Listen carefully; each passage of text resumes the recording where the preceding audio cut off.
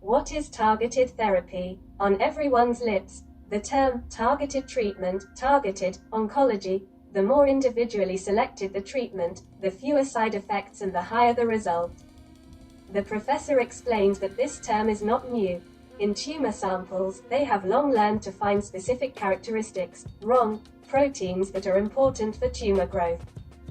This feature is the starting point for creating targeted drugs. Disconnected, the protein pulls the plug out of the socket, and the tumor does not grow.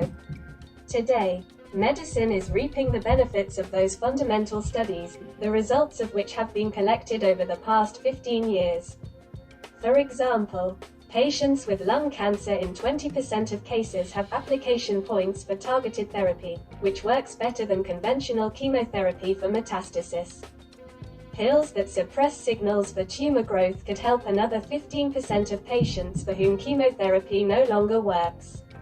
And yet, today, almost all patients with metastatic lung cancer can receive targeted immunotherapy, as well as many patients with malignant melanoma, breast, or kidney cancer.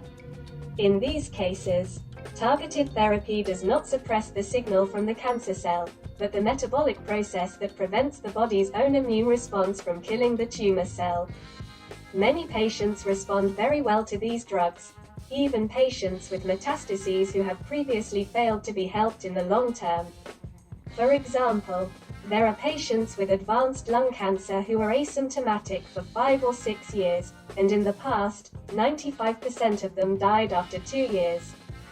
The basis of individual treatment is molecular analysis and tumor diagnosis. Professor Schuler noted that it is still important to examine the tumor tissue itself. Advertised on the internet, liquid biopsy is not the optimal technique, because there are many nucleic acids in the blood, and only a small part of them comes from the tumor. Liquid biopsy to detect tumor cells in the blood is still an experimental or complementary procedure. The expert also warns that all patients without exception should not pursue molecular genetic testing. This is an expensive process that does not make sense for all types of cancer. For example, for the majority of malignant tumors of the prostate gland, genome-based diagnostics has not yet achieved great success. On the other hand, in lung cancer, this test is already standard for small tumors at stage 1B, without which it is impossible to prescribe the correct treatment. In choosing diagnostic methods, you need to rely on the advice of a doctor. It is impossible to say today that everyone can be cured.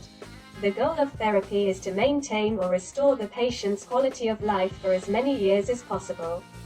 Modern oncology can already achieve this for so many people. More advances are expected, especially as immunotherapy drugs continue to develop. We are ready to help patients in any situation that requires highly qualified medical care and the support of an experienced organizer in Germany. It is enough to write us a request to the address below or to the messenger.